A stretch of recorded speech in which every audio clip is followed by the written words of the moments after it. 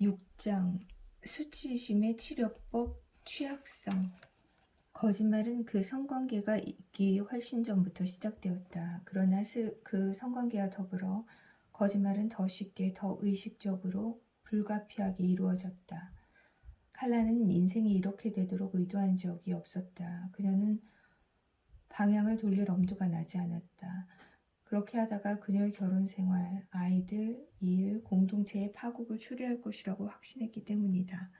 그녀가 찾은 유일한 위안은 계속되는 불륜관계의 품 안이었다. 그녀는 불면증 때문에 나에게 오게 되었으며 그녀가 원하는 것은 잠을 자도록 도와줄 무언가였다. 그녀의 이야기에서 정신과 의사를 보러 온다는 것은 생체 리듬 문제에 대한 해결책을 찾는 것과 관련이 있었다. 그녀는 그 일이 그렇게 급선회하게 될 줄은 예상하지 못했다. 결혼 생활에 대해 이야기해 주세요. 나는 말했다. 수면장애 치료는 분명 생화학과 뇌기능에 대한 것이지만 그에 못지않게 관계에 대한 것이기도 하다.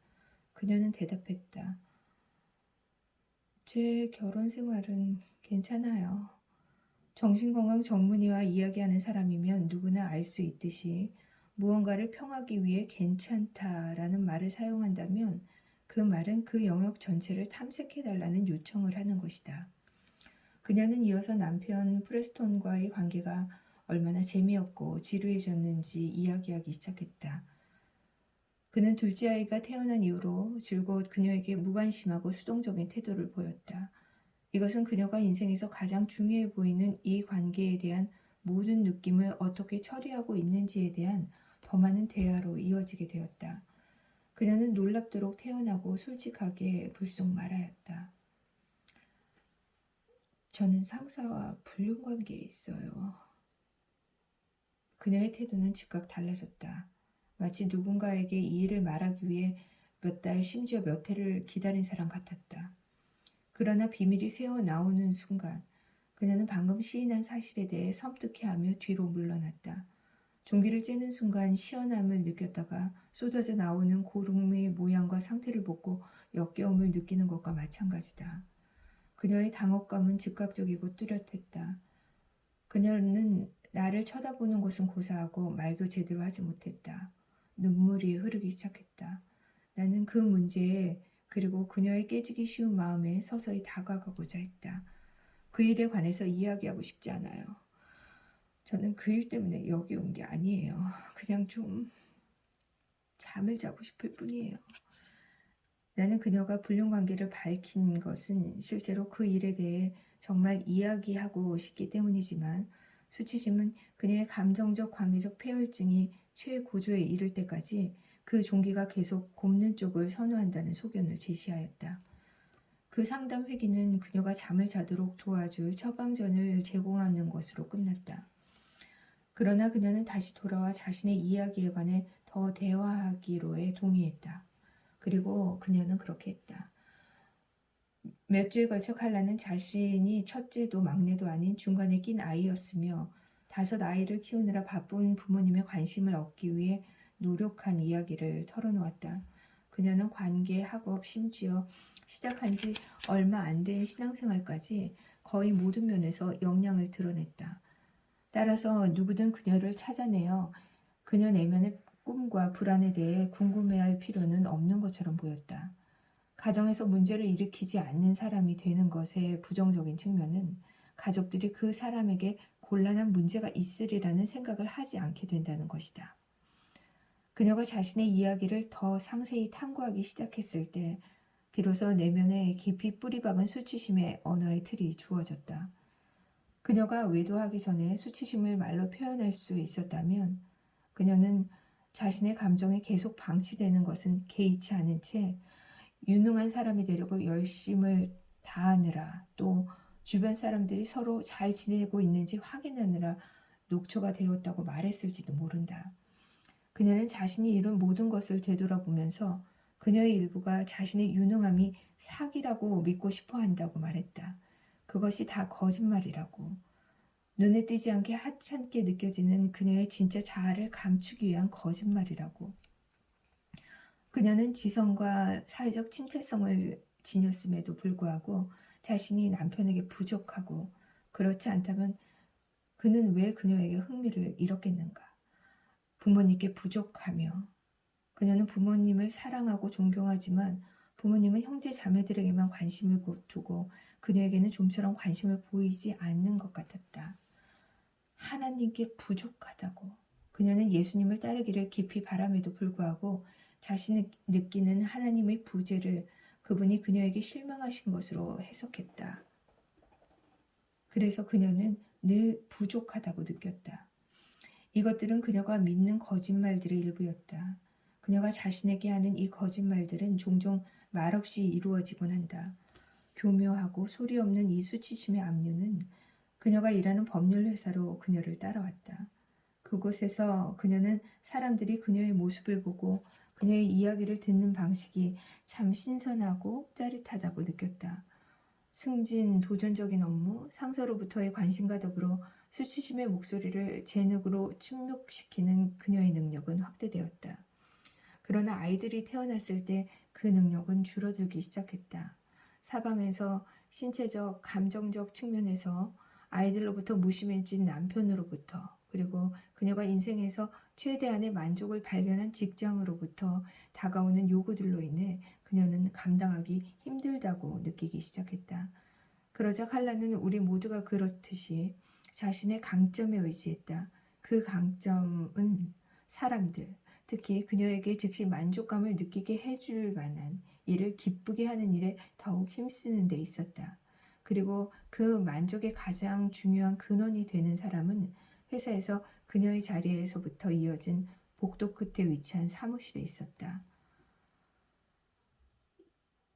이 일이 감당할 수 없게 되진 않을 거야. 그녀는 스스로에게 말하였다. 나는 이 일을 통제할 수 있어. 그는 다만 내 일에 관심이 있을 뿐이고 나는 내 일을 정말 좋아해. 거짓말은 더 견고해졌으며 더 반사적으로 튀어나왔다. 그것은 그녀가 자신에게 말하는 만큼 그녀 자체가 되었다. 일하면서 함께하는 점심 식사는 어느새 일하면서 함께하는 저녁 식사로 바뀌었다. 그리고 그 저녁 식사는 보통은 배우자나 가장 가까운 여자친구와 나눌 법한 친밀한 대화로 바뀌었다. 그녀의 상사는 물론 열정 없는 결혼 생활을 하고 있었으며 그가 유일하게 결핍을 느끼는 부분을 거리낌 없이 드러냈다. 칼라는 그 부분에 끌려 감정적 해결책을 제공했다. 그러한 처신은 그녀가 중간에 낀 아이로 자라면서 잘 배워두었던 것이다. 시면으로 다가가는 각 단계마다 그녀의 상사는 그녀가 이해하기에 당신은 아름다워요. 당신은 똑똑해요. 당신은 재밌어요. 당신은 내 문제에 대한 모든 답이에요. 나는 당신이 필요해요. 당신은 부족하지 않아요. 라는 메시지를 보냈다. 그녀는 그가 더 암묵적으로 하는 말을 듣지 못하였다. 나는 내 필요를 채우기 위해 당신이 필요해요. 나의 필요는 당신이나 당신의 결혼 생활이나 아이들보다 더 중요해요. 사실 내 필요 말고 내게 중요한 것은 없어요. 당신의 필요가 중요한 것은 당신의 필요를 채워주어야 내 필요를 채울 수 있기 때문이죠. 알고 보면 당신은 당신이 생각하는 것만큼 중요한 사람은 아니에요. 그녀가 이해했던 것과 달리 그 말의 함축된 의미는 바로 이것이었다. 의례 그렇듯이 성적 관계는 그녀가 탄 열차가 도착하게 될 다음 정류장이었다. 처음에는 결코 적지 않은 수치심과 죄책감을 수반했지만 그 비밀을 플레스톤과 가까운 친구들과 부모님에게 들키지 않으려면 어떻게 해야 할까? 칼라가 그녀의 인생이 거짓이며 그녀는 지금도 부족하고 앞으로도 부족할 것이며 끊임없이 상기시키는 수치심 수행원의 존재에 대해 의식하지 못한 채로 자신의 외관을 유지하는 데는 많은 에너지가 들었다. 그녀가 외도를 멈춘다 해도 분명 그것으로는 충분하지 않을 것이었다. 이 해로운 느낌에 그녀가 취할 수 있는 유일한 해결책은 그녀가 자신의 고용주에게 얼마나 무조건적으로 사랑받는지에 관한 감각, 심상, 느낌의 주의를 돌리는 것이었다. 칼라와 내가 처음으로 만나기 얼마 전에 그녀의 남편은 의심을 품게 되었다. 그의 물음에 그녀는 단호하게 혼의 관계를 부인했다. 잠을 자지 못했던 것이 당연하다. 수치심의 완벽한 순환고리가 완성되었다.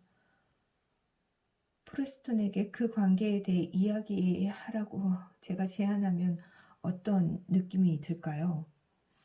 나는 물었다. 그녀는 경악했다. 속이 메스꺼리죠. 그 뒤로 그녀는 정말 현기증과 메스꺼움을 느낀다고 호소했다. 그 일이 일어나게 될 세상은 결코 상상할 수 없어요. 그는 이미 저에게 무심한걸요. 그는 이제 저를 증오할 거예요. 아니, 증오보다 더 심각하겠죠. 저는 그에게 역겨운 존재가 될 거예요. 제가 한 짓을 고려하면 당연히 그렇겠죠. 게다가 그에게 사실을 말하면 그는 아이들을 데리고 떠날 거예요. 당연히 그럴 거예요. 몇 해기가 지난 후에 칼라는 결국 깨달음의 지점에 도달했다. 왜 그에게 말할 수 없는지 이유를 알 것 같다고. 핵심은 이거라고. 저는 너무 취약하다는 느낌이 들어요. 좋다. 그녀가 그것을 말했다. 그녀는 우리 중 많은 이가 가장 불편한 감각 중 하나라고 쉽게 말할 그것을 소리내어 표현했다. 취약하다고 느끼는 것은 아담과 하와가 과일 잔치 이후 그런 것처럼 벌거벗었고 수치스럽다고 느끼는 것이다. 성경 내러티브에 표현된 세상 이야기에서 수치심은 취약성이 말없이 실어나르는 감정의 짐이기 때문이다. 우리의 마음속에 취약하다는 것은 위험의 가능성을 감지한다는 것이다. 그러나 이 위험은 그저 뇌관과 변형계 회로의 작용에 한정된 물리적 소멸의 위험으로 지각되지 않는다. 그것은 관계가 와해될 가능성인데 이 가능성은 훨씬 더 무섭게 인식된다. 이 가능성은 전전두엽으로 하여금 우리에게 우리가 부족하다고 말하도록 하며 우리가 결국 혼자 남을 것이라는 두려움에 시달리도록 만든다. 취약하다는 것은 우리가 그 의도로 확신할 수 없는 사람들, 그리고 우리를 홀로 내버려 둘 수 있는 사람들 앞에서 우리가 속수무책임을 인식하는 것이다. 이 취약성의 상태에 대해서 나는 칼라에게 그녀의 대인관계 신경생물학적 연결망에서 무슨 일이 일어나는지 상상하는 또 하나의 방법을 제시하였다. 당신이 아주 취약하다고 느끼는 것은 지극히 당연해요. 나는 말했다. 이 취약감은 수치심이 활성화하는 감정이에요. 안전하지 않을 수도 있는 곳이기에 자기가 알려지려는 찰나에 있을 때 누구나 어느 정도 느끼는 감정입니다. 자신이 알려지도록 허용하는 것은 매우 힘든 일이에요. 성경의 언어에서 취약성은 완전히 다른 무언가로 재구성되고 변화된다. 오로지 성경의 이야기만이, 성경의 하나님만이 주실 수 있는 무언가로 말이다. 성경의 이야기는 그것을 주면서 우리로 하여금 동일한 것을 서로에게 주기를 권유한다. 그것은 알려짐의 선물이다. 그러나 그것은 선물인 동시에 공포이기도 하다. 칼라는 몹시 취약하다고 느낄 것이라는 예상, 그리고 그 안에 새겨진 수치심. 이것이 그녀가 인생의 구원을 위해서 취해야 하는 움직임을 방해한다는 것을 깨달았다. 그녀는 취약감이 자신의 가장 큰 약점의 징후, 자신의 생존을 위협하는 가장 큰 위험 요인이라고 해석했다. 하지만 이 경우에는 나에게 바라건대 하나님께서 어쩌면 심지어 그녀의 남편에게 알려진다는 관점에서 그 취약감이 재구성될 때 그것이 그녀의 치유가 될 수 있는 비결임을 알고 놀랐다. 그런데 이것을 어떻게 실현해야 할까? 이 불의 강을 어떻게 헤엄쳐 건너야 할까? 우리가 바라는 우리가 아니라 있는 그대로의 우리. 우리는 취약성을 특정한 시기나 특정한 경우에 경험하는 것이라고 생각하는 경향이 있다. 비판받을 때, 아플 때, 직장에서 해고당했을 때, 우리보다 더 많은 권력을 가진 누군가와 어려운 대화를 할 때, 청중 앞에서 이야기하거나 논문의 정당성을 변호해야 할 때, 우리는 취약성을 감지한다. 혹은 칼라의 사례처럼 고통스러운 결과를 낳을 수도 있는 무언가를 밝히려고 할 때 우리는 취약성을 느낀다. 어떤 경우든 상관없이 우리는 노출된다는 것을 특별한 시기에 그리고 특정한 사건의 맥락에서 발생하는 것으로 간주한다. 이것은 취약하다고 느끼는 것의 의미를 어느 정도 설명해 주지만 완벽한 설명은 아니다. 실제로 취약성이란 우리가 선택하는 것이나 나머지 시간에는 그렇지 않은데 특정 순간에만 해당되는 것이 아니다. 오히려 그것은 우리 존재의 속성이다. 이 때문에 우리는 옷을 입고 집에서 살며 제한 속도를 지킨다. 우리가 인생에서 하는 일 중 매우 많은 부분이 여러 가지 목적 중에서 우리가 언제나 취약하다는 사실로부터 우리를 보호하기 위해 구성된다. 인간이라는 것은 취약하다는 것이다. 사실 완전히 벌거벗은 자연적 상태에서 우리보다 더 취약한 동물은 없다고 주장할 수 있다. 그러나 영양보다는 우리가 그 취약성의 사실을 상기시키는 모든 것을 다룰 방법을 더 많이 알고 있다. 취약성은 취약한지 아닌지의 문제가 아니라 어느 정도로 취약한지의 문제다. 이것이 우리가 더 개방적으로 취약한 상태가 될 선택의 여지가 없다는 뜻은 아니다. 하지만 우리가 취약하지 않다고 믿는 것은 착각이다. 취약성을 숨길 수는 있으나 제거할 수는 없다.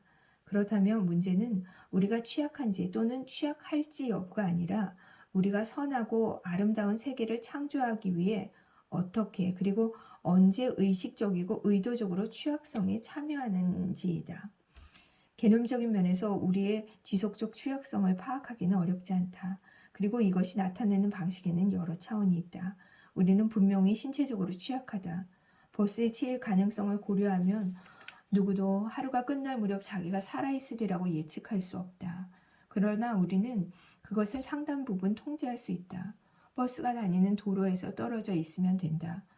그러나 매우 상호적인 관계의 삶에서 취약성은 더 다루기 힘들어진다. 우리가 신체적 취약성을 의식적으로 피하는 일은 타당하다. 신체적 취약성에는 궁극적 죽음의 위험이 연관되어 있기 때문이다. 우리는 신체적 취약성을 피하는 것을 1순위로 삼기 때문에 관계적 취약성의 무방비한 상태란 우리가 길들여진 모든 행동의 성질에 역행한다. 우리의 마음이 구체화된다는 점을 고려하면 우리가 몸으로 무언가를 행할 때 우리의 마음이 그와 비슷한 형태로 만들어진다는 것을 예상해야 한다.